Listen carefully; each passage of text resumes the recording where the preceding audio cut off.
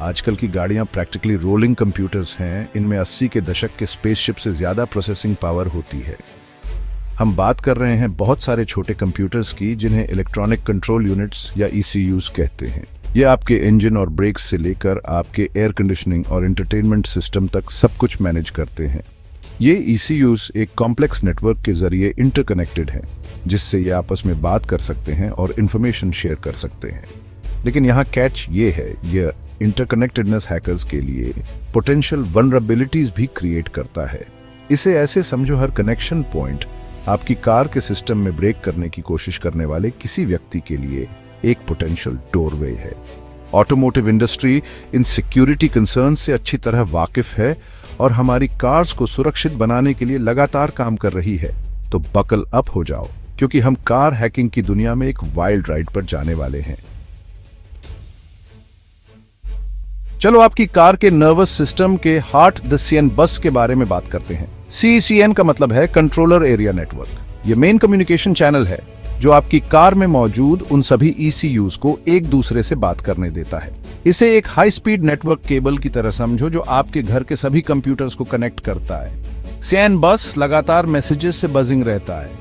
ये मैसेजेस आपकी कार के डिफरेंट पार्ट्स को बताते हैं कि क्या करना है। जब आप गैस पेडल दबाते हैं तो इंजन कंट्रोल यूनिट को एक मैसेज जाता है जो उसे फ्यूल फ्लो बढ़ाने के लिए कहता है। जब आप स्टीयरिंग व्हील घुमाते हैं तो दूसरा मैसेज पहियों को मुड़ने के लिए कहता है।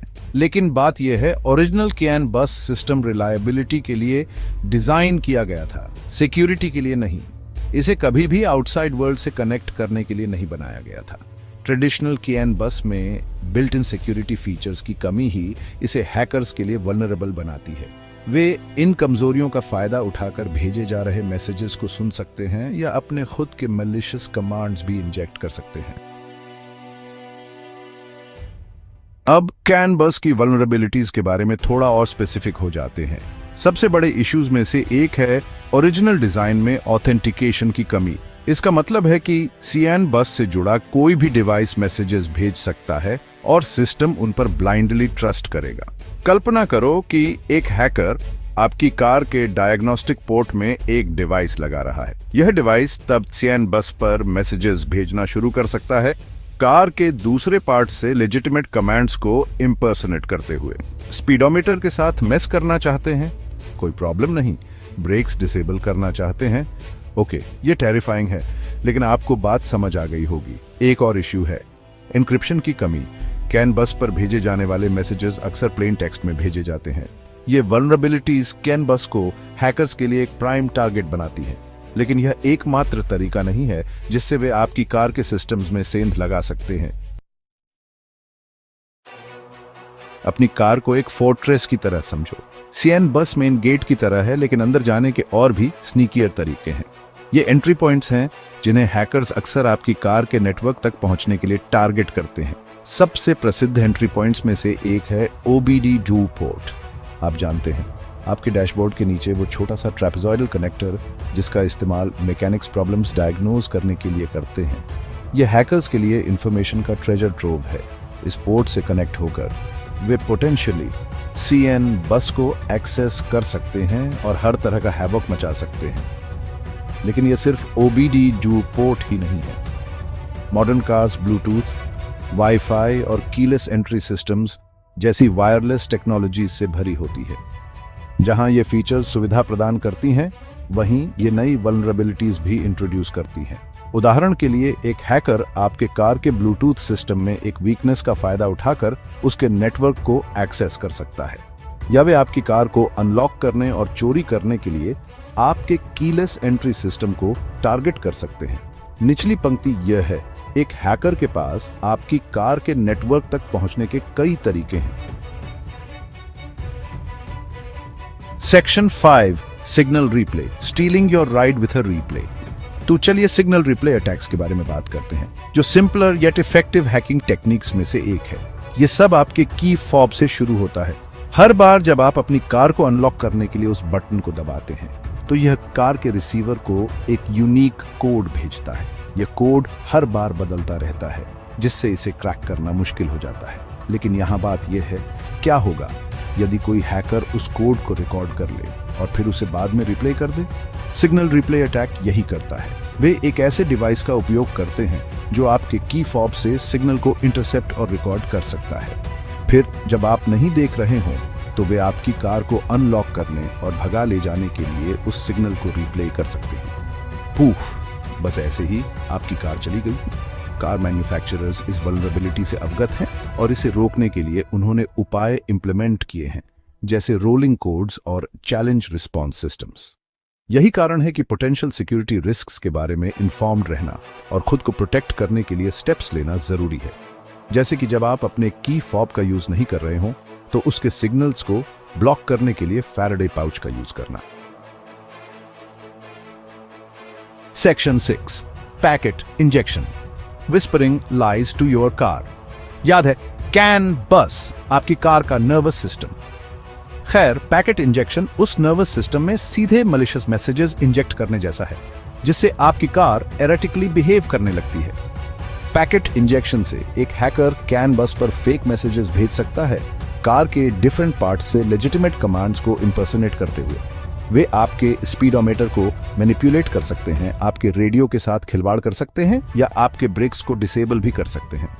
एक हैकर आपकी कार के नेटवर्क से एक डिवाइस कनेक्ट करता है, या तो OBD2 पोर्ट के जरिए या किसी वायरलेस वल्नरेबिलिटी का फायदा उठाकर। एक बार जब वे लैंग्वेज समझ जाते हैं तो वे लेजिटिमेट कमांड्स के रूप में डिस्गाइज्ड होकर अपने खुद के मैसेजेस भेजना शुरू कर सकते हैं। इस टाइप का अटैक बहुत खतरनाक हो सकता है, खासकर यदि हैकर स्टीयरिंग जैसे क्रिटिकल सिस्टम्स को टारगेट करता है, एक्सेलरेशन या braking. Section 7, braking bad real life hacking nightmares. Okay, अब कुछ रियल वर्ल्ड एग्जाम्पल्स का समय है जो आपको दिखाएंगे कि कार हैकिंग सिर्फ साई-फाई मूवीज की चीजें नहीं है। 2015 में सिक्योरिटी रिसर्चर्स चार्ली मिलर और क्रिस वैलेसेक ने एक जीप चेरोकी को रिमोटली हैक करके ऑटोमोटिव इंडस्ट्री में हलचल मचा दी थी।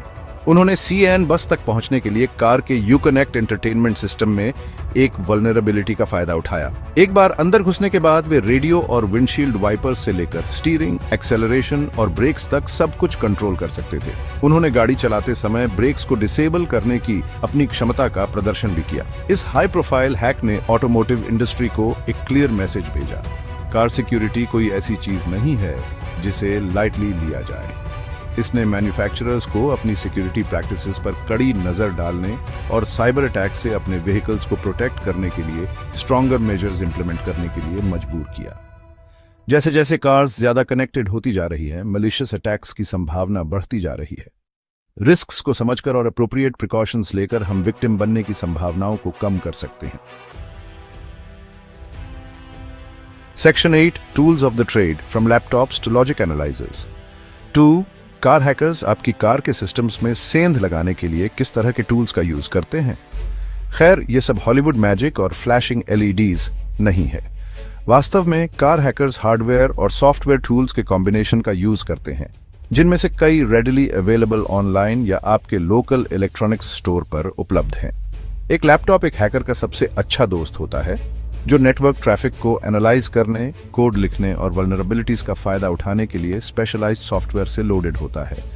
वे CAN बस पर भेजे जा रहे मैसेजेस को मॉनिटर और रिकॉर्ड करने के लिए CAN बस एनालाइजर या लॉजिक एनालाइजर नामक डिवाइस का भी यूज कर सकते हैं। वायरलेस अटैक्स के लिए हैकर्स वायरलेस सिग्नल्स को इंटरसेप्ट और मैनिपुलेट करने के लिए सॉफ्टवेयर डिफाइंड रेडियोज SDRs का यूज कर सकते हैं। कार को हैक करने के लिए जरूरी टूल्स और नॉलेज तेजी से एक्सेसिबल होते जा रहे हैं। Section 9, the future of vehicle security building safer cars. अच्छी बात यह है कि ऑटोमोटिव इंडस्ट्री कार सिक्योरिटी को इंप्रूव करने में स्ट्राइड्स बना रही है। वे पास्ट मिस्टेक्स से सीख रहे हैं और साइबर अटैक्स से हमारे व्हीकल्स को प्रोटेक्ट करने के लिए न्यू टेक्नोलॉजीज और स्ट्रैटेजीज इंप्लीमेंट कर रहे हैं। फोकस का एक एरिया है कैन बस की सिक्योरिटी को इंप्रूव करना। इसमें मैसेजेस की लेजिटिमेसी को वेरीफाई करने के लिए ऑथेंटिकेशन मैकेनिज्म्स ऐड करना, ईव्सड्रॉपिंग को रोकने के लिए डेटा एनक्रिप्ट करना और सस्पिशियस एक्टिविटी को आइडेंटिफाई और ब्लॉक करने के लिए इंट्रूजन डिटेक्शन सिस्टम्स इंप्लीमेंट करना शामिल है। फोकस का दूसरा एरिया है वायरलेस कम्युनिकेशन चैनल्स को सिक्योर करना। कार मैन्युफैक्चरर्स ब्लूटूथ और वाईफाई कनेक्शंस के लिए स्ट्रॉन्गर इंक्रिप्शन प्रोटोकॉल्स का यूज कर रहे हैं और कीलेस एंट्री सिस्टम्स तक अनऑथराइज्ड एक्सेस को रोकने के लिए मेजर्स इंप्लीमेंट कर रहे हैं। कार सिक्योरिटी का फ्यूचर शुरू से ही सुरक्षित कार्स बनाने के बारे में है, जहां डिजाइन और डेवलपमेंट प्रोसेस के हर लेवल में सिक्योरिटी शामिल हो। Section 10, hacking for good, A call for ethical exploration. अब मुझे पता है आप क्या सोच रहे हैं, कार हैकिंग बहुत ही कूल लगता है और आप सही हैं, यह फैसिनेटिंग है। लेकिन यह याद रखना बहुत जरूरी है कि किसी और की कार को उसकी परमिशन के बिना हैक करना इलीगल है और पोटेंशियली डेंजरस है। हालांकि एथिकल हैकर्स और सिक्योरिटी रिसर्चर्स का एक ग्रोइंग कम्युनिटी है जो कार्स को सुरक्षित बनाने के लिए अपने स्किल्स का यूज कर रहे हैं। वे कार मैन्युफैक्चरर्स को रिस्पॉन्सिबली तरीके से वल्नरेबिलिटीज डिस्क्लोज कर रहे हैं, जिससे उन्हें मैलिशियस एक्टर्स द्वारा एक्सप्लॉइट किए जाने से पहले सिक्योरिटी फ्लॉज को पैच करने में मदद मिल रही है। यह ethical hacking community car security को इम्प्रूव करने में एक वाइटल रोल निभाता है। वल्नरेबिलिटीज पर प्रकाश डालकर वे हमारी कार्स को साइबर अटैक्स के प्रति ज्यादा रेजिलिएंट बनाने में मदद कर रहे हैं।